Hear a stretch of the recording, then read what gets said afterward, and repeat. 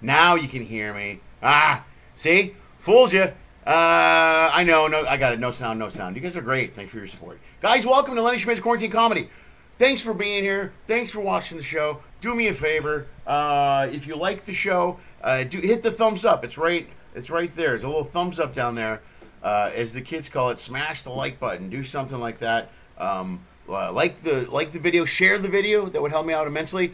If you want to subscribe to the channel, you can do that by clicking on my face right down there. Boom, my face is like right around there. Click on my face, subscribe to the channel, check it out. Our guest today is my good friend Seth Buchwald. Sit around, enjoy yourselves, get comfy, get something cool to drink because it's hot out there. You know how it is. Folks, welcome to Lenny Schmidt's Quarantine Comedy.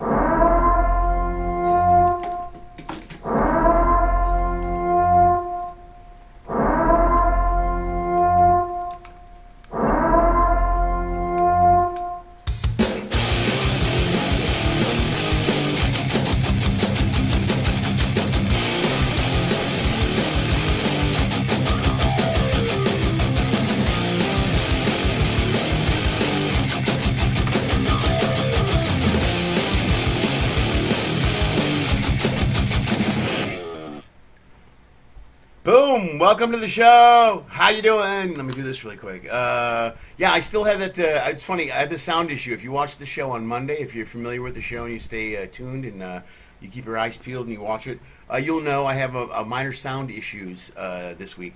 I left. Here's the deal. I was in Tulsa, Oklahoma last week playing the Looney Bin, and I went there and brought my sound equipment with me to record some stuff. Just to be safe. In case I wanted to record some stuff, get it down. So I brought all kinds. My mic. Cords, my interface, all of it is sitting in a drawer in a bedroom in Tulsa, where it was. I forgot to pack it. They called me today. They shipped it to me. It'll be here tomorrow or the day after. But because of that, I had to change my sound setup, and I can't. The best I can do is I have a half-second delay in my headset on just me. Everyone else is fine. The guest Seth will be fine. The videos are fine. Everything's good. But my voice is off about half a second, and it's making my head explode. It's literally making my head explode. It's very confusing, so I'm going to let Seth talk as much as possible. That's how we're going to do this. Thanks for being here, guys. It's good to be here. I don't know. I didn't have a chance to check out any of the news or anything. Today's been a little distracted. A couple big things happened for my kids. I can't really get into it, but they're having a good week. Kids are very excited. What else is going on? California's open. We're done, man. I was out yesterday for the first time everywhere without a mask on. It was great. I did it. I don't care. I'll do it. I followed the rules. I did what I was supposed to do. And now I go into stores and I look at people and I go, do I have to wear the mask? And they go, we can't make you. It's up to you. And I didn't. I wasn't wearing a mask anywhere. So most people were cool with it, I think. I don't know. A lot of people still wearing masks. Here, it's funny because they travel, go to other cities, and the second they go masks off in other states, they take them off. But here, no, not so much. People are hanging out of their masks. So you do what you want to do. You do you, man. You do you. But all I know is that things are opening up. We're supposed to go to Disneyland July 1st. Anna and I have tickets for Disneyland. And I don't know if you saw the line for Disneyland yesterday, but man, it was crazy. It was long. It was the first day at Disneyland for no masks. So that was going on. But we have a reservation, if that means anything. I don't know if that means anything. Let's see. Uh-oh. Well, the royal ship, I guess, got... I didn't read about this. Which one is this? The Odyssey of the Sea was supposed to return to business. Blah-blah. Now it's canceled. Why? Oh, they keep saying... Oh, it doesn't... We're not quarantine. What? Hold on. Okay. More than a year after the pandemic. How about the first voyage is now delayed for 4 weeks? While disappointing, this right decision health... No, what? Okay, whatever. The cruise line is contacting customers to discuss refunding tickets. 1,400 crew members aboard will be now quarantined. The entire crew had been vaccinated on June 4th, the same day the ship arrived in Port Canaveral. Positive cases sprang up before their vaccination could be considered fully effective. So some of the crew tested positive, I guess, on that ship, and now they're delaying their leave. I wish I could have read this earlier. What else? That's it, and the rest is the long story. All right, there you go. So Royal sidelined one of their ships. So there you go. Every other ship is sailing as scheduled. Everything seems fine. I've talked to the people I'm working for. I'm getting contacted. The Carnival's still moving ahead. I don't see any holdups there. I don't see any holdups in the region. I don't see any holdups anywhere else. So, whatever's going on with Royal, that is happening. Let's go back over. Let's go to the board, man. Let's do that now because I see, wow, we got a lot of viewers. Okay. Keith Runyon's here. Robin, hi. Hey, you here, Robin? That's great. I thought you weren't going to be here. You said you had stuff to do. You'll be in your car soon. Okay. I'm good, Brenda. Thank you very much. The Runyons are both here. Thank you guys for tuning in. Tammy Mulligan. I am staying cool down here as best as I can. It was, it was 100 and something. I'm lucky the way my apartment is situated. Here's the deal. When I buy an apartment, there's certain things you look for in an apartment that they're cool. Like, I'm on the lower level. Like a lower level. There's no one below me because heat rises. I'm in the corner. There's the sun never hits my walls during the day. You know what I mean? Little things like that. So that's my apartment's pretty cool. So I'm lucky. It can be 110 outside. It can be just in the 80s here. So that's not bad. I'm very happy with that. I'll take it. Ben Bagley, how are you, buddy? Good to see you, Green Bay Packer fan. The Runyons, got it. Vince Mulligan, how are you, man? Good to see you guys. Shauna Johnston, thank you very much. Shauna just bought tickets for my shows in Chicago. Thank you very much. Yeah, Rosemont. She will be in Rosemont to see me live. So there we go. That's all I got. Let's check the news one more time. Yeah, I don't really want to get into this news because I didn't have time to go over it. Didn't have time to go over any of it. Yep. Well, anyway, California's wide open. Dodger Stadium's wide open. I'm supposed to be going to the Dodger game next week. They're full capacity. So everybody follow your rules. Take off your mask and be good. Do that. Okay? So follow your rules. Follow the restaurant rules, too. Look, if you go into a place and they say you got to wear a mask, don't throw a tantrum. Just either leave or wear a mask. It's not that big a deal. Okay, it's been a year and a half. I think we can just deal with it to get through it. But things are looking up. Things are looking up and things are good. So there you go. That's what I got. Back to the board, and we're ready to go. Folks, where are we at time-wise? Yeah, we're there. Folks, we're there. This is moving on like clockwork. I'm a little scattered because, like I said, my sound issue is a problem. So I'm constantly working on this chord and some other shit. Blah, blah, blah, blah. Folks, your guest today is a good friend of mine. I've worked with him numerous times on Carnival Cruise Lines. He's a stand-up comic. You may have seen him. If you've been on cruises, you have seen him.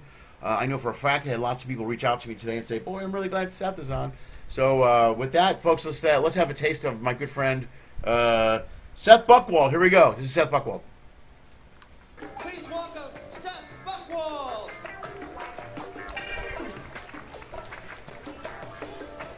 All you fools, are you guys ready to party with me? Are you guys ready to get crazy with me? Are you guys ready to get naked with me? Well, wow. All right, one woman, that's all I need. That's him right there, and here he is live on my computer. Give it up for Seth Buchwald. Here he comes. Bam. There he is. Seth Buchwald. Dude, that clip has got to be 20 years old. It is, easy. Dude. I mean, you can tell from the pants, from the fact that I still have some positivity in my eyes. That clip is easy. 20 years old. You may know because you're a Chicago guy. That is Hilarities in Akron. Oh, right on. You've ever played that room. One of the great comedy rooms. Hilarities in Akron. I've had a lot of great times in that room. Dude, I knew it was old because when I found it on the internet, and I knew it was old because people in the crowd are all smoking. It's been like a bunch of people smoking cigarettes. I thought it was that is an old clip. Nice. I snuck it on there. That's deep cut. That's deep cut. It's a deep cut. We like deep cut here. I like to find the older. When I played Solano was on here. I played a tape when he was like 22. I found some sort of internet tape where he was just a kid, and I played that. So that threw him off. He was like, "What the? Where'd you find that?" I go, "It took me forever. I was all over the internet." Well, I just want to thank you for playing a very short clip because I want to thank you for that because that was just going to get worse and worse. I know the rest of it. Yeah, that's funny. When you watch an old clip, you're like, "Oh God, I don't do that bit anymore. Oh, I don't do that bit anymore." Or I changed it. You know, I do that a lot where I change a couple of lines. I go, "Oh, I'm doing it wrong." Or just, you know, in that case, the tech was so bad. I mean, because that was at a time when you like had the big VHS cameras. That's what was recorded on like one of those big no way. VH Big tape? guy with a tripod. Full tape in? You know, yeah, that it was, you know, it wasn't like, oh, we got that on our, you know, digital camera. It was like, this is the show we're taping, and, you know, there's no going back. You know what I mean? You know what I'm talking about? Right, yeah. That it's not like now where you can tape, and then you get one that is so good, and that's the one you use. It was like, we're taping early show Saturday, right. And that's the one. You know what I mean? It was one of those. And you didn't know what it looked like till you got it back to the condo or got home and booted it up. You know what I mean? There was a lot of checking the gate or whatever. You know, there was you taped it and said, "Boy, I hope it comes out." That's a lot of pressure, by the way, to tape sets. I hated that. I always hated you got one spot. And not only that, but so have you played Akron Hilarities? I have not. I've never been there. Okay, so here's what you're not getting, because it is a shot of the stage, and that is. You walk. There's a walkway. There's like a catwalk that goes up to the stage, straight up the middle, and literally half of the room is about a foot. You're like a foot above. You know, it's one of those kind of just general risers, the kind we have on most of the ships. You know what I mean? Right. And then the other half of the stage is like a 3-foot pit. And it's 50-50. It's like a 50-50 split in that room. And so you get like the two halves of the brain where like for whatever reason, like one side of the room will like love a joke, and then the other side of the room won't, and it doesn't carry over. But it's not like other places where the audience coalesces into one solid group. It's one of these rooms where you're like performing for like two audiences at once, and it makes for a very interesting night. Yeah, it's unbalanced in your head when you hear the laughter's coming in. Yeah, it's very interesting. But you know, it always, you know what it is when you look back on some of those road gigs. It was a great time. Yeah, it was too. Plus, you had less. I always look at that knowing I had less responsibility too. Sometimes I envy those years I lived in my car and it didn't have kids, and I just had a suitcase, and I went from city to city. I mean, there was no responsibility. You could pick up a gig, you could be on your way home, and somebody could call you up and go, "Hey, we got an opening over here in New Mexico." You're like, "I can make New Mexico by Tuesday. Yeah, I can get it," and just start driving. Yeah. I mean, my motto when I started out was no gig too far. I just wanted to. I would just go anywhere. Anywhere there's a gig, I would go. Right. But okay, so not to change subject. But dude, like, I don't know what it is with you. I don't know what your deal is, but I would look into this. You were like, "Oh, I left my gear I'm an idiot. I left my heart in San Francisco." Yeah. The last time we talked, we because I mean, here's the thing that your audience has to understand about comics. There's this core group of us. There's a couple of hundred of us, and we work together. And we never know when we're going to work together again. And you just kind of put your friendship on pause, like, you know what I mean? It's kind of like, remember what was at the end of Ocean's 13 when he walks out and he goes, "Well, see you when I see you." Yeah, right. It's kind of like that's great. You know what I mean? It's you know, I know I'm friends with you. You know what I mean? And even if I don't see you for a year, that's and you don't call, you don't write, that's fine. The next time we work together, we're eating lunch, we're eating dinner. You know, every night. And I'm watching your show and you're watching mine, and it's part of the fun. And but comics are used to that kind of, you know, your friendship goes kind of into suspended animation. Yeah, you just pick up where you left off. Like when you run into and you have a worker with. And sometimes you don't know who you're working until you get on the ship. You know what I mean? If you're traveling or whatever, and you're like, "Who's here?" You're like, "Oh, it's Seth." Like, "Oh, okay, great, remember, let's go." You know. So literally, the last time you and I talked, I don't know if you remember this. The last time you and I talked, I get a phone call from you. You just got off the Imagination or the Inspiration. I'm coming on, and you go, "Hey, man, I think you're in my room. Did you find a hard drive? Because I left a hard drive." Oh, that's right, I did. Plugged into the. My point is, I don't know. I don't know how much equipment your whole life is you leaving equipment. I know. Wherever it is that you happen to be. I know. It's equipment, and it's not just equipment. It's all kinds of stuff. I lose hats a lot. I go through hats like crazy, and I used to lose. It's not an issue anymore, but I used to bring books with me to read on planes when we traveled, and I kept leaving books in the pouch, and then so to read a book I'd have to buy it like 3 times because I kept leaving it somewhere. Until I started just downloading it, or you know what I mean. Now I don't carry the book with me anymore. I'm like, I'm just not going to deal with it. But I'm constantly leaving. I leave stuff all over the place. But you like, I scour the place. yeah, I scour before I leave because that happens to me a lot. You know what I mean? Or that used to be. I'm like, whenever it happens, it hurts. So now. Well, there's one time you called me and you lost prescription sunglasses on one of those 2 ships. The Inspiration, I want to say, right?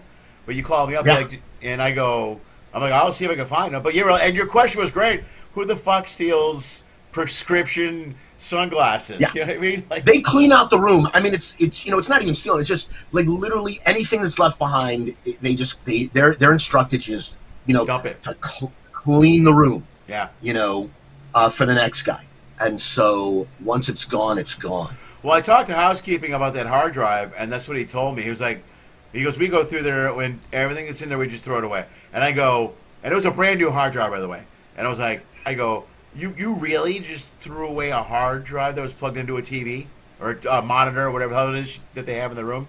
He's like, yeah, you probably just threw it away. And I was like, okay. I had a hard time believing that. You know what I mean? It's like I mean, who knows? But and like I said, how he could look at prescription sunglasses and not go, I'll turn it in. But they really when they're told to do something by the higher ups, by the people in charge of housekeeping, they do it without question. Right. It kind of makes sense. It makes it easier for them a little bit to go through and just dump everything, as opposed to, I mean, first of all, no one ever understands. Well, we do, but people that are watching the show don't understand that turnover day. That the day you come in, or what do you call it, embark, disembark, all that stuff, that day is brutal on the crew. And you got to get everybody out and everybody back on. So it's a hell of a lot easier to throw shit away than to show up at like guest services and go, well, this is from cabin 2347, and this I found in cabin, so they just throw it away. So I don't blame them on something. And in their defense, 99 times out of 100, it is not a hard drive or prescription sunglasses. It's dirty underwear, and you know what I mean. It's a lot of wet bathing suits, stuff that you do not want lying around anyways. And or an old T-shirt that quite frankly, no one even notices they lost. In their defense. Well, I've gotten lucky a few times. I left my wallet in a cabin once, and I got halfway home and turned around and came back, and they found it and they brought it out to me. MSA got it out to me. I couldn't believe it. I was like, oh my God, that's so cool. You found my wallet. But the other time, I left all my stage shirts hanging in the closet area and left. And I was getting off the Imagination and getting on the Inspiration the following week, and I called up and I go, hey, is there any way you can leave it there, and I'll just be on, I'll pick it up when I come in 4 days. I'm coming back in 4 days. You know what I mean? Is there any way you can leave it? And they were nice because, like, like you've worked Long Beach enough, you know a few people in that port. You know some of the people that work there.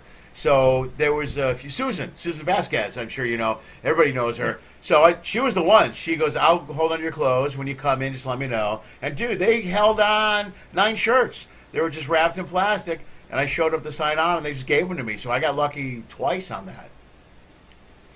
Yeah, and I got lucky. It's just like random chance. The guy who's like in charge of the dome in Long Beach, the guy who's like kind of running the port, he lives in my building. Like random chance. Oh, that's right, because you live really close to the port. Oh, that's really great. Yeah, like I can see the Queen Mary out my living room window. Right. That's great. Wow, that's really good, man. That guy in your living room building works at the port. That's a win-win. Yeah, win-win. What can you do? So how was COVID for you, brother? Did you you were down there in Long Beach, so that's where you were quarantined, right? I'll tell you, man. It's COVID. Well, it's weird talking about it because we're at the end. You know what I mean? Like, hopefully, we're it all looks great. We're towards the end. Yeah, but I remember the beginning. I was on a ship, and they, because in the beginning, no one really knew what was going on and what it was. And I was on a ship, and they were like, I was scheduled to go home, and they contacted me, and they're like, can you stay for a month? Because we just don't want to bring guys to and from the airport. We just want you on. And I'm like, okay, I can stay for a month. And then March 13th, it was a Saturday. Yeah. And the ship docks on Sunday.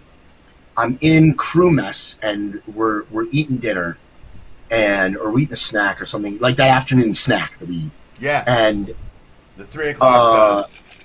Donald Trump comes on CNN, and he goes, I am closing down all cruise ships for 30 days. And the crew mess just goes dead quiet. And we all look around at each other, and we're just like, did we just get fired? Like, what just happened? Like, because he didn't, like, make the call. It was, like, literally the day earlier. They're like, can you stick around for a month? Right. And, like, there was no, like, talk of get ready for this. And I remember that night, the other comic, I forget who it was. It was like a guy that I'd never worked with before. He was kind of new. He's like, hey, man, I'm going to stick around and watch you had the last show of the night. I'm going to stick around and watch your show. And I'm like, you may want to go to your room and pack up. Yeah, right. Because I think, and we pulled into New Orleans the next day, and it was, we got a call in the room, and they're like, pack up, you're going home. Right. Like, you and every American on that ship are going home. No, I got the same treatment on, I can't remember the ship. Oh, wait a minute. No, I do. I want to say it was the Horizon or the Vista, one of those two. But it was, we had the same thing. Can you stay a month? Sure. And our ship sailed out. And we went to Nassau. And we were in Nassau on Saturday. And we left Saturday night. And that night they go, we're going home. You're going home tomorrow. And I go, oh, all right. And that's when I got the email. They go, hey, book your own flight, and we'll just get you back later. So, I mean, I also consider I was lucky. I don't know about you. I got off the ship, booked a flight, got to the airport, and I was home by late afternoon Sunday. So the whole trip and experience was only an afternoon for me, as opposed to other people that went through weeks of getting home and so much other crap. Yeah, and that's the thing, we talk about the crew either cleaning your room or going through this. I've said it before, and I'll say it again. People on the ship will a lot of times say, hey, when are you working tonight? When are you working? And, passengers will say that. And I'll always say the same thing. I'll be like, look, I'll tell you when the show is, but I don't want to call what I do working for a living. Like, these guys work. Like, when you see someone in a uniform wearing a name tag, these guys work and work hard. Right. I will not insult these guys by calling what I do work. Well, they are the hardest working people I've ever seen in my life. I mean, 12, 13, 14 hours a day of just nonsense. And that's 7 days a week. Dude, that's 6 to 9 months. And you live at your job. There's no disappear. There's no, you know what I mean? Yeah. Anybody can ask you a job-related question any time of day. You know what I mean? You can't shut yourself off. There's no way to shut yourself off on the cruise ship because they're always accessible and they can always find you. And in that turnaround day, those stewards, man, people don't realize this. Those stewards clean the rooms in the morning, then they make them up, and then they get the luggage to the rooms all in a day. And then in the morning, starting in the middle, like 3 in the morning, they're getting the luggage off. All the stuff from the hallways. I mean, I don't know how those guys do it. And that's what we used to go for immigration on those the day when you get into port, when the stewards would run by you to try to get up in line and get through. That's because their work is waiting for them. I mean, they've got so much work to do. Yeah. It's the hardest job. That's the hardest gig, man. That's just brutal. Yeah, I always have respect for the staff and crew. Nothing but respect for these guys. And they earn every penny they make. There's no question about it. So how now you have one son, is that right? No, I got let me tell you something. Yeah. I got twins. I got a boy and a girl. Oh cow! Holy cow! All right, how old they just turned 6 this week. Oh, dude, quarantine had to be brutal for you. That's a brutal and quarantine. Let me tell you something. So, this is the way I looked at quarantine. I know a lot of guys. Like I remember, like early on, I thought, oh, this thing's gonna be nothing. We're gonna wrap this up in 30 days. We're gonna be back to work. And then it was like 60 and then 90, and then after 90, it was like, no, this is gonna crush us. Yeah, like this is gonna be the thing that defines. This is gonna be one of the defining moments of this part of the century. And I was just like, there's a lot of guys. I mean, the guys. You've interviewed a lot of guys. who are like, I did Zoom shows, and you know what I mean? They held on for dear damn life. You know what I'm talking about? Yeah, exactly, of course. Yeah. They did whatever they could to just kind of stick around. They did like whatever they could, and I know this is going to sound weird. I made a decision early on to just let this thing crush me. Oh, really? I know this is going to sound weird. I was just like, something? I am not going to swim upstream on this. I am going to float. And so let me give you a thing. When I loved, you're a Chicago guy and you talk sports and you talk, you talk sports and stuff like that. Sure. And Sam, I was a kid where I loved comedy more than anything else. I loved laughter and comedy. And the moment I turned, was it 18 or 19? I forget what was considered. I knew 19 was legal drinking age. Right. But I think did you get into a bar at 18? Yeah, 18. We could drink at 18 in Illinois. But not drink, but I'm getting to a bar. When I turned 19, no, I'm sorry. We drink at 21. No, you're right. Well, we couldn't even go in a bar at 18 in Illinois. That was... you could or you couldn't? You could not. Had to be 21. So 19, no, so fair enough. No. So 19, I was grandfathered in. They changed it when I was 20. Right, legal drinking age became 21, and I got grandfathered in. Where were you? Where'd you grow up? Cleveland, Ohio. Oh, Ohio. Cleveland, Ohio. Okay. When the week I turned 19, my ass was down at the Cleveland Comedy Club. I don't know if you remember this. It held like 100 people. Yeah. It was like, at the time, it was like one of the only 10 clubs in the United States. Right. The stadium is now on the ground. It's long gone. It's long gone. But I mean, the moment I turned 19, I got my ass down, and every week I spent like all my money. I made very little money, but I spent.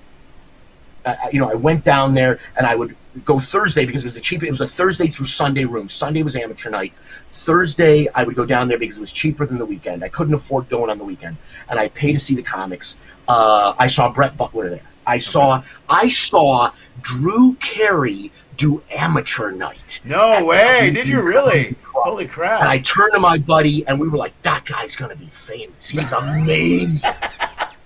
I mean, little did we know that he would be, the king of Cleveland comedy. Yeah, absolutely. And I went to college, and my college I just picked a school, and it just so happened they had a comedy class. They just so happened to have a comedy class where you do 5 minutes of stand-up at the campus bar in front of 300 people, and they grade you. The audience grades you on your final.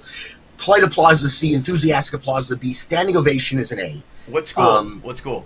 Ohio University in Athens, Ohio. Right. Ohio U, down in Athens. The teacher was Melvin Hellitzer, who wrote the textbook Humor Writing Secrets. You may know it. Okay. Again, long time ago. And the moment I took that class, once you take the class, you can come back and take the final anytime you want. Okay. And so I took it my end of my freshman year, and I took it every semester after that. And then I would, pick up little gigs, little amateur night things in Cleveland. I did It's Comedy in Cleveland, and I did Hilarities, and did amateur night in Cleveland for fun. And anyways, long story short, this is the longest since I got on stage at 19 or 20. This is the longest I haven't been on stage. Yeah, I believe that. I totally believe it. And you know me. So I just thought I'm gonna, and like I said, I know this sounds strange, but me, like part of what we talk about, we don't just talk about comedy, like, jokes, like you and I'll, like when we work together, we're like, hey, I thought of a bit. What do you think of this? What do you, and like you'll come up with a punchline to add to it, or whatever. But a lot of what we talk about is like the business. Yeah. And what the bookers are doing, and am I gonna get enough work, and on and on and on. And a lot of that just dominates your life. It's a constant hustle, bro. It's a constant tough. hustle. Yeah, right. Until you're famous, it is a grind out. Right. It is a grind. And I said to myself, you know something? Instead of fighting, I am just gonna let this thing crush me. Okay. And I'm gonna put my energy into my kids. I'm gonna put my energy into kind of other business opportunities, and I'm gonna see what kind of jokes I write. Because part of the problem is when you're just submerged in comedy, a lot of times, and all you think about is comedy. It's hard to write jokes that average people can relate to. Yeah. That's you know what I mean? Yeah. Well, the last year's a great example because all of us lived pretty similar life this last year. We know we were all quarantined. Yeah. It's. Yeah. Well, I think there was two. We talked about this. There were two similar lives. Right. That there was two quarantines. Right. There were people who don't have kids. Yeah. Who were like, I watched everything on Netflix and I learned how to bake bread, and I would just almost died of boredom, and it was tough. And then there were people who have kids, and when the schools closed and preschools closed, it was like I've never worked this hard. Right. It was brutal. Yeah. It was, I cannot convey this to people who don't have kids strongly enough. Right. Because everybody's got everybody likes to have that, well, here's what I would do, and you want to go, shut up. I don't, here's how I compare it. Well, who's your favorite sports? Who's your favorite football team? You're from Chicago. Who's your favorite? Bears guy. Chicago Bears. You're a Bears guy. And you watch the Bears. Yeah. And you know them, and you know the rules of the game, and on and on. Bears, yeah, I know it all. But if I said to you, if you and I were at a game there in Chicago, and a guy comes up to you and taps you on the shoulder, and he says, "Hey, Lenny, man, we're in trouble. Our quarterback is down. We need you right now to get on that field and start playing." You would be demolished in a minute. Yeah. Oh, yeah. You know what I mean? Yeah. You would be crushed. So that is what it's like to have kids. That, you've seen kids and you know kids and you've been a kid and whatever, but you as a single person without kids, do not understand the reality of it. And I don't mean that as an insult, because the same was true of you and the same was true of me. You do not know what you are in for. And that is, and I say that, like I said, it's no insult to say that about single people who don't have kids, or even married people who don't have kids. Anyone who doesn't have kids, that's not an insult to them, because you can't handle it. And I mean that, and what I mean by that is, the person that is you, once you have kids, is now gone. The new person might be able to handle it. Lenny is no longer with us. Yeah, no, you're right. You completely. Like for instance, here's what it's like to have kids. I've been bowling. I went bowling, but I didn't really care about bowling. Right. Every couple of years, someone would drag me bowling and go bowling. Right. Yeah. Well, imagine one day you wake up and someone says to you, "You are now going to bowl for 16 hours a day, every day, and that is all you're going to care about, and that is all you're going to talk about. And here's what's going to surprise you: you are going to love bowling. You're going to embrace it." You can't comprehend that but that is what happens to you. Yep. That all of the stuff you used to like, all of that will not be important anymore. Nothing. Yeah. Everything moves down a couple pegs. I used to do a joke or a bit early on when I first had kids, where my buddy AJ, who's a great guy, he used to constantly give me advice when Vesna was pregnant with our first kid. And the joke or the bit I would do was, this buddy of mine is constantly telling me, you know what, when you have kids, this is going to change. When you have a kid, this is going to happen. When you have kids, and I go, it really pisses me off. I go, the only thing that pissed me off more is when I had kids and realized he was wrong, or he's right about every single thing he said. He was dead on. Because you're right, you don't embrace it until you have the kid, and then you embrace it. You're okay with it. If you know what I mean? If you're like, oh well, this is what I'm doing now. I'm a dad. Yeah, and it's kind of like that in that. I had my thought. and that's okay. Like, it's okay to switch. It's okay. Like, here's the deal. Here's how you need to think of it if you don't have kids. Remember when you were 7 and you would play with toys and you would look at teenagers and who'd kind of given up their toys and are just kind of sitting around chatting with each other, and you go, who would give up, G.I. Joe? Like, who would give up Hot Wheels? Like, you can't comprehend that. Yeah. The difference between you as that 7-year-old and then you as a teenager is the difference between you now as an adult and then you now as an adult with kids. Like, the difference is that big. Right. But because you're you didn't grow any, people go, well, there's no difference. No, there is. And here's the difference. Here's what I say is what I think is the main difference. Like, you know how when you don't have kids and you see kids on a leash and you go, oh, that's demeaning and that's horrible and I would never do that. Right? Okay, let's say before I had a kid, like my most prized possession was, let's say, my PlayStation. Okay. Right? And so if you're sitting here listening to this and you go, yeah, sure, I can relate to that. I really like my PlayStation, my Xbox, whatever it is. Right? Right now, if you were to say, hey, your PlayStation is in the middle of the street, you would look and you would see if it was there. Right. And let's say a truck was coming. Okay. You would look up the street and you'd start doing the math. Yeah. You'd go, can I make it? I get it. I think. Let me think. Yeah. Yeah. When you have a kid, there is no math. Yeah, you just go. You saw your kid in the street. You would run. Yeah. As fast as you could, and if there was a truck, you'd be like, "There's no math. I can make it. I will be hit by that truck." Yeah. And you will not hesitate, not for a moment. Yeah. And that is why your kid is on a leash, because the indignity of them on a leash beats because your kid will go in the street. You go, no, what kid can be that stupid? All of them.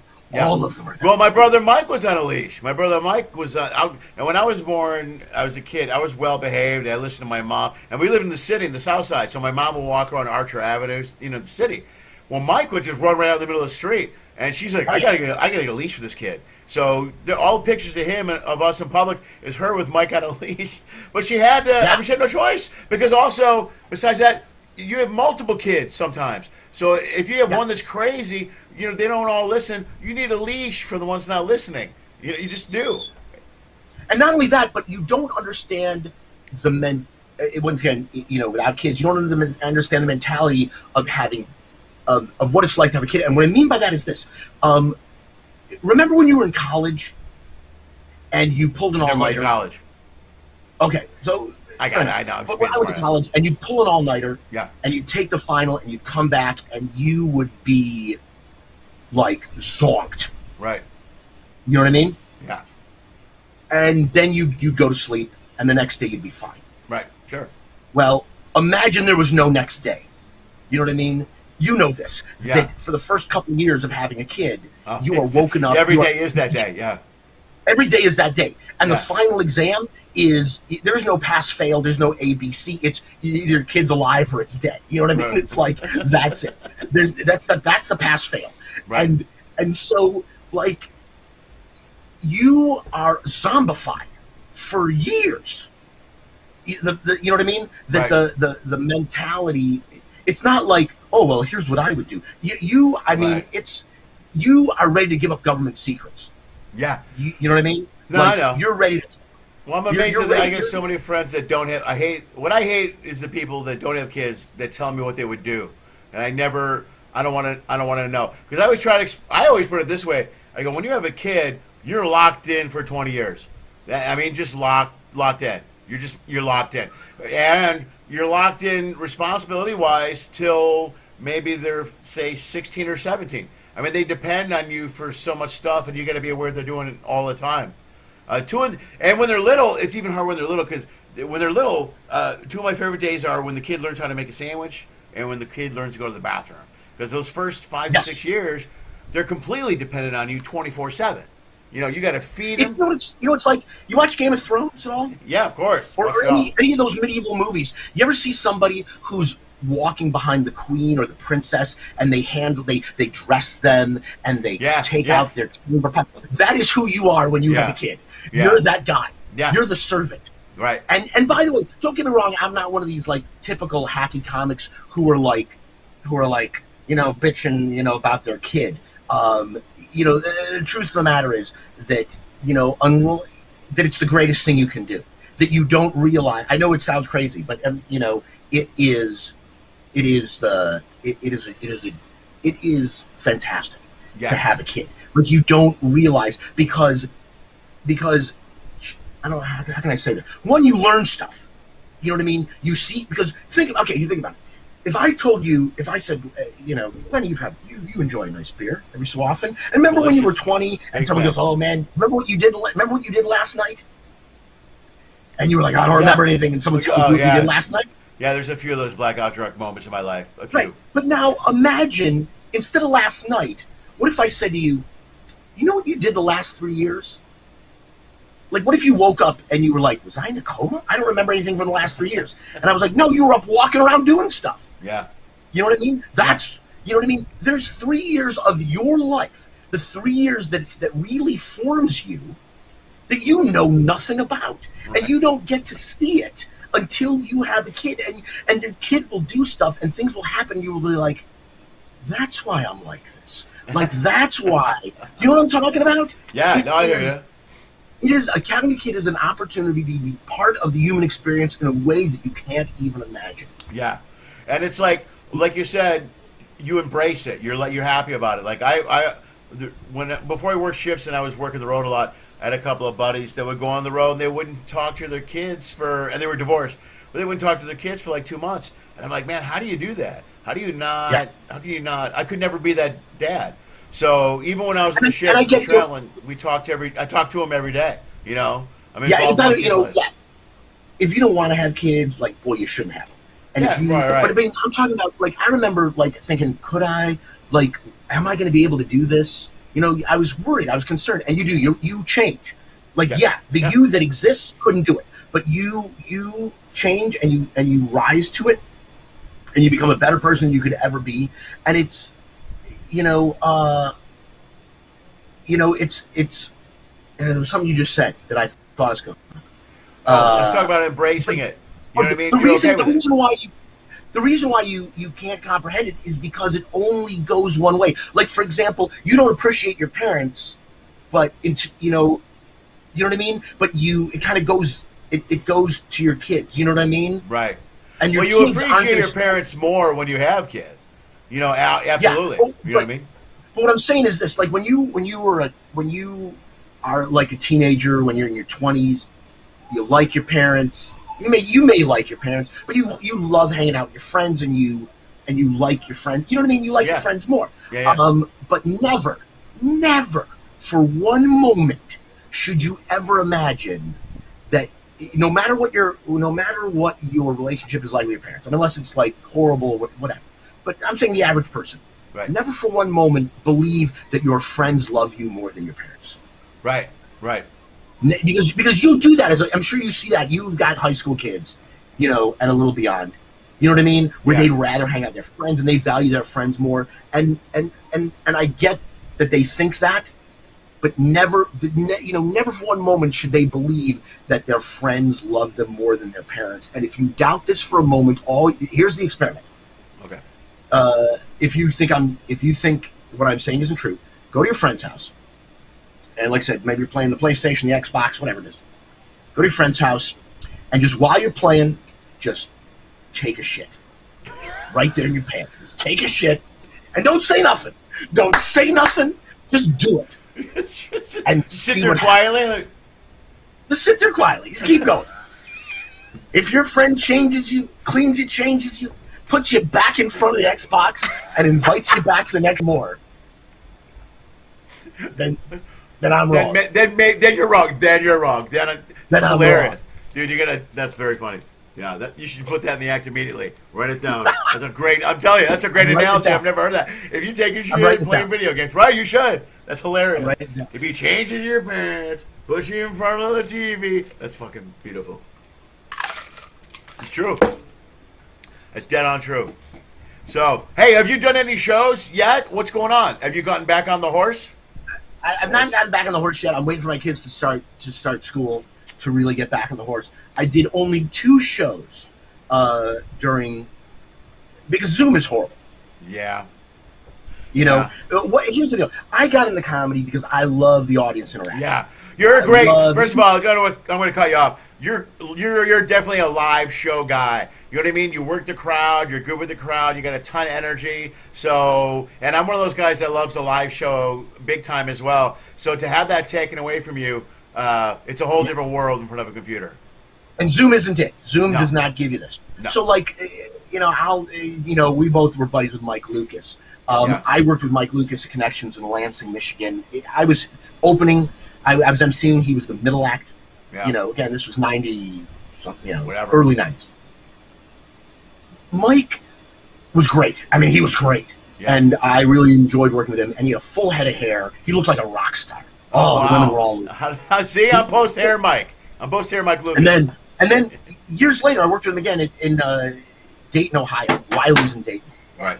And they go, oh, you? I walk in and go, who am I working with? They go, Mike Lucas. Oh, I love working with Mike. I walk in, I look around for him, I can't find him. I look, and he comes up to me. He's bald, shaved bald, and I'm like, what happened to you? And he's like, well, I was going bald. I shaved it, and he gets up on stage. Oh, here comes the kids. Here you go, baby. Okay, there you go. Learn how to unlock the door.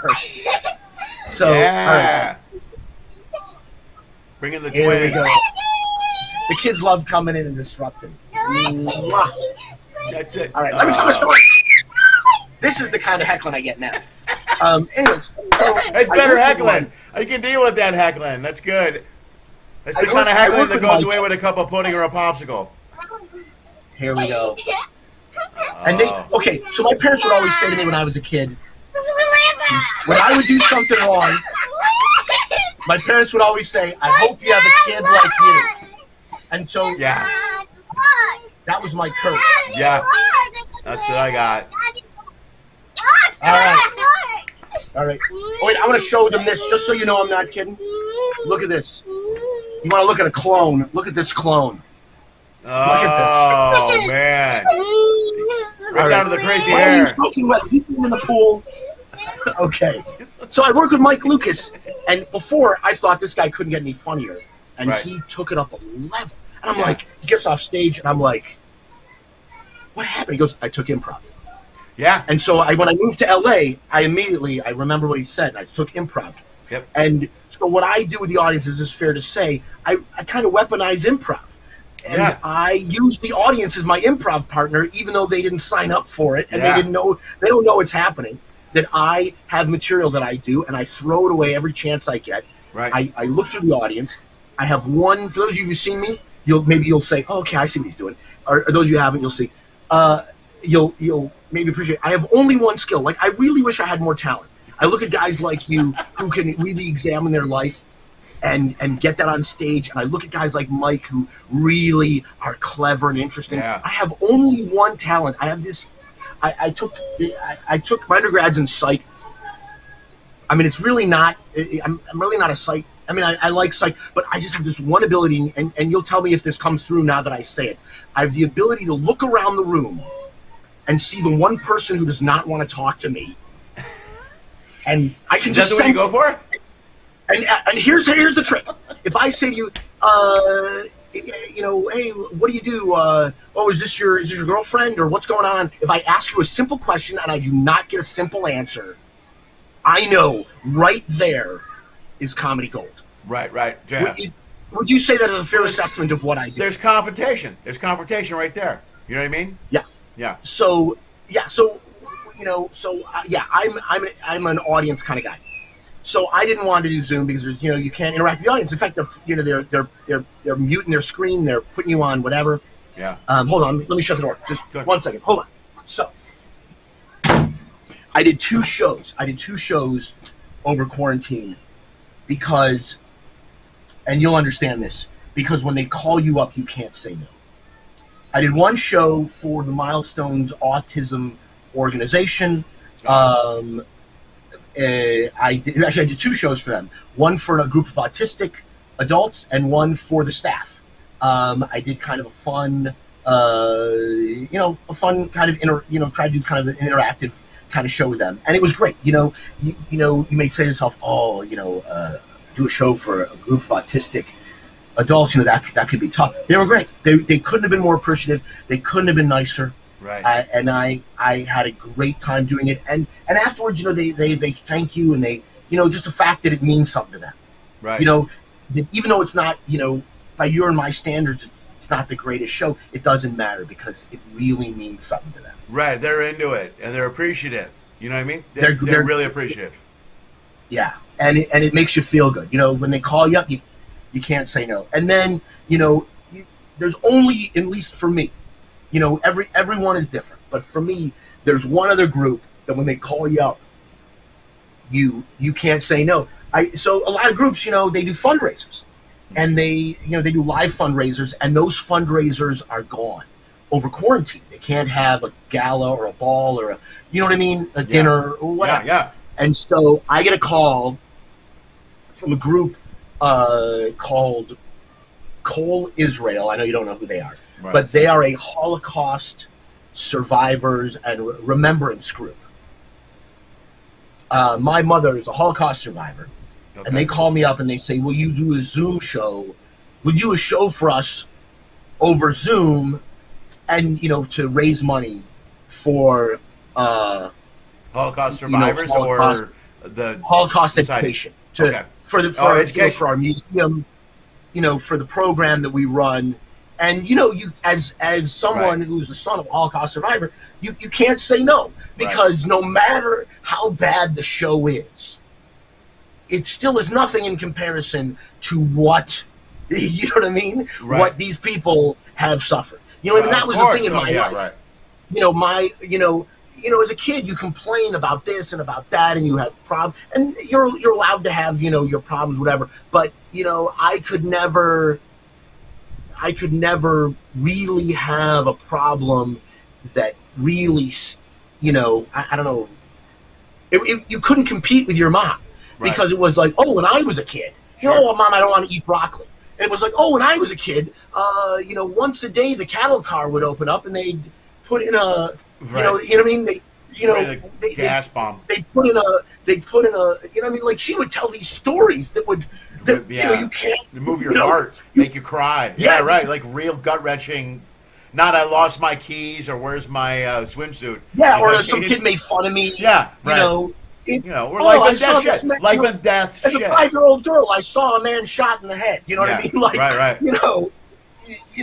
It's stuff. It's raw.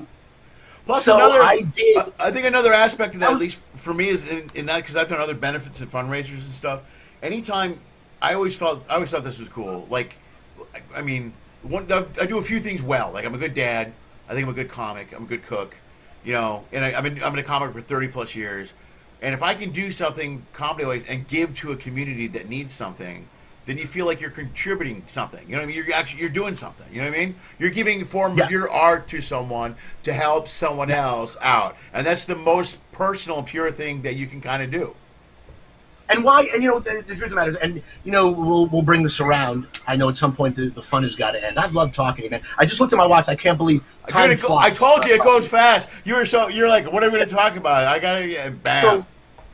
So I give the people I did the autism show for is the Milestones Autism Organization. And again, you can find them at milestones.org. If you are a teacher, if you are a parent with an autistic child, milestones.org. They have a lot of great free information for teachers, for parents, and a portion profits from my CD that I make. I've always given to Milestones because my sister's child was autistic and they've helped him out immensely. And now, I mean, he's high functioning autistic, but without question, he is autistic. And now, through hard work, he works for a tech company and he fixes computers because that's like where his little skill lies. And he supports himself and he's got a great future, and he's a contributing member of society, and he's happy, and he fits in, and he, because of a lot of work, because of a lot of hard work that over many years by Milestones organization. Right. So, anyways, you say we're allowed to plug something. I'll plug this. Like literally right before quarantine hit, I made my new CD, Okay. If I can plug it for a minute. Yeah, go. First of all, where'd you tape it? Did you tape it all over? Go ahead. Here's how we ended up talking. Here's how I ended up on the podcast. I'm listening to XM radio, and I hear Lenny Schmidt, and it makes you feel good when you go, I know that guy. Like, hey, and Lenny Schmidt's one of his tracks come on, and I was laughing because it was great. It was a bit about how when your teenage girl texts you, you need to find another teenage girl to understand the hieroglyphs. Because she texts you, a dancing emoji and a heart, and then a shooting star, and you got to find a teenage girl to go, what does this mean? Right. Yeah. Thanks. Which is a great bit. I really enjoyed that. And so I texted you. I'm like, I heard you on XM Radio. Just so you know, man, they're playing you. I loved it. I loved the bit. And you're like, hey, I'm doing a podcast. Come on my podcast. Yeah. So I literally, right before quarantine hit, I got the albums delivered. I don't think I've sold any of them yet because it was quarantine hit. I sell them on the ship. My new album, I have an old album. Well, I have two albums. I have the Family Show album, with my Family Show routine, and then I've got an adult album, which was some my stand-up routine that I did. But my newest album out is called. My newest album out is the best of the audience interaction, the best of the hecklers. That's great. I started taping every show, and every so often something would happen that couldn't be replicated, couldn't be like it was. You knew it was a 1 in a million thing. Right. And I got it on tape, and I cut them up, and so as you know, anyone who's seen me and you've seen me. At the end of every show, I say the same thing. Round of applause for everyone we joked with during tonight's show. Right. It's a live show. There's going to be some zingity zing. Right. The name of the album is Zingity Zing. Oh, nice! And it's that's a great idea. It's the best of audience interaction. Nice. And if you want one, just email me at comedy Seth at the Gmail. Okay. And the Gmail. At the Gmail, either in the past people have either Venmo'd me or in the past. A lot of times I'll be on the ship and someone's like, I don't have any cash, but I want your CD. I'll hand them a CD and I'll mail them a return envelope and they'll send me a check. I trust people. I mean, if you're the kind of person who wants a CD, I trust you, and we'll get you a CD. Do that. All right, so they can email you, and we'll put the email in the bio. What's the email again? Comedy Seth at Gmail. And then I've got, you can follow me on Twitter. I got Comedy Seth. I think it's Comedy Seth 1 on the Twitter. All right, I'll find all those links and bios, or I'll find all those links and ways to contact you, and I'll put them in the bio so people can order the CD. What's the name of the charity again? So I can put that in there as well. That is milestones.org. You can find them at milestones.org. Milestones.org. And the CD, is it hard copy CD? Or is it? It's a hard copy CD. Wow, I'm working on getting the download cards. Okay. Like I said, I got 3 CDs. I got one that's a show. I got one that's the family show, and then I got the audience. The download cards. I noticed this. I don't know if it's going to change moving forward, but when I was in Tulsa, I sold out. I sold all my download cards. I did really well. I sell a lot of download cards at clubs. I'm going to have those within a month. On ships. They love those CDs, man. They love to have a souvenir that's signed and something they can take home. And there's a few people we've met that collect. I know a couple guys that have all 3 of mine, and they go, I got all 3 of your CDs. So CDs seem to move better on the ship sometimes. So, all right, I'll put all this stuff in a month. I'll have them both. Perfect. Excellent. All right, Seth, let's wrap it up. Let's get out of here, man. We didn't do this the first time. Everybody, give Seth a round of applause. There's my good friend. Yeah. Thank you for having me, Lenny. Of course, man. Anytime. Dude, I'll have you back. We didn't get to have the stuff. I told you this is going to go by fast. So next time I have you back, we'll have more time. And I'm glad I got you now. That's why I sent you the text, because I knew that we were sailing again. So now I'm trying to reach out to make sure I get you before you get on the ship. You know what I mean? So I'm glad this worked out. This is perfect. This is good. And now, man, I'll see you out there. I'll see you soon. Yeah, dude, it won't be long. We're out there doing shows. Again. All right, buddy. Take care. Guys, say goodbye to Seth. That's my good friend. That's Seth Buchwald. Thank you so much. Let me do this because this headphone thing is making me crazy.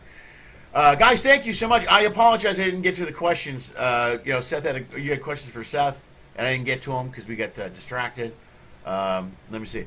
Did the wash and iron for them? What? Oh, Lenny, when they gave you your shirts, back did the wash and iron for them? What? Oh, I know what you're saying. Brenda wanted to know if they gave me my shirts back and they washed and ironed them for me. No, they did not. So that's okay. I got my shirts back. That's all I care about. Tammy, you're right. There is a pattern or a theme. I am forgetful. I don't know what it is. I constantly forget stuff. I don't know if Seth's favorite place to perform or his dream place, Brenda. So I'm sorry I didn't get to any of those questions. Oh, and the jokes about twins. No, he told me he hasn't started doing a lot of stuff yet about the kids, but he's writing it and getting it out now. So there you go. When you see Seth, he will have new material about his kids and so forth. I would get his album if you can. I'm going to put it in the bio, but it's a great idea to put crowd work out there. There's some cool interaction stuff that had probably even been at those shows that Seth recorded. So that's it, guys. This was great. We're done. Let me check next week. We're going to be back next week on Monday. And of course I screwed up. Okay, next week, Monday, my good friend Nick Gaze is here. He's a comic from Chicago. He will be here on Monday. I spoke with him. He'll be set. Also, next week on Wednesday, Spencer James. He will be here. Also, if you live in L.A., do me a favor. I will be at the Ha Ha Comedy Club this weekend. 10 o'clock show on Saturday. I can get you cheap or free tickets. Message me, and I will set you up and put you on a list, and you can get cheap tickets. Also, if you enjoyed the show, please like the video. Subscribe to the video. Also, we don't have any sponsors here. It's really, the show is sponsored and supported by the viewers and the performers and the guests themselves. So if you want to throw some money at the project or anything like that, you can go right there. Go to LennySchmidtComedy if you can, and you can support the show that way financially. There's all kinds of options. There's Venmo, Cash App, and you can join the Patreon page. That's also for as little as $1 a month. You can be involved in some stuff that we do on the side. We got live shows, we get sketches, you get copies of my free albums, you get free tickets to shows, you get free merch, free shirts, free cups, free all kinds of stuff. So there you go. Besides that, if you're watching the show and you just want to subscribe, you can do that, bam, right there. Please subscribe to the channel. It's important to YouTube. It's important to me. You guys have been great. Thank you so much for being here. Take care of yourselves. Have a good weekend. Oh, have a happy Father's Day, which is Sunday. Everybody have a wonderful and a happy Father's Day. I should have wished Seth a happy Father's Day. Having some talk coming. You know what? It's hot and I need a glass of water. Should have wished Seth a happy Father's Day. To all of you, happy Father's Day. I'll see you Monday. Have a good weekend. Thank you very much. As always, Cream and Pinky. Lenny Schmidt Quarantine Comedy was created, produced, and is hosted by Lenny Schmidt. We live stream on YouTube at 6 p.m. Pacific every Monday, Wednesday, and Friday. Special episodes occasionally stream or are uploaded on Tuesday and Thursday. Every episode is also launched as a podcast and can be heard on iTunes, Spotify, and iHeartRadio. If you enjoyed the show, please like the video. If you really like it, share the video. If you really, really like it, please subscribe to the Lenny Schmidt Comedy channel on YouTube. You'll get updates on this and numerous other online comedy content that my dad produces. Check the info section below for detailed information on all of our guests. If you are a fan, you can follow and support them as well. Go to their page, like their content, buy their albums, purchase their shirt, any merch they may be selling. Anything you do will support performers will literally help save the arts. In fact, if you want to support this show financially, just go to LennySchmidt.com/ifyoucan or Venmo at LennySchmidtComedy. If you donate as little as $1 or as much as $10,000, it will help pay for the stuff my dad keeps breaking.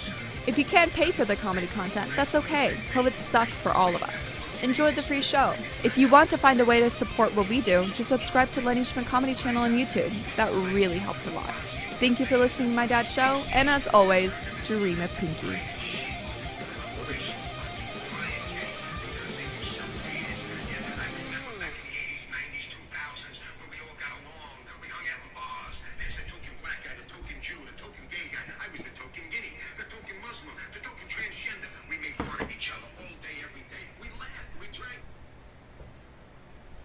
Hee hee hee.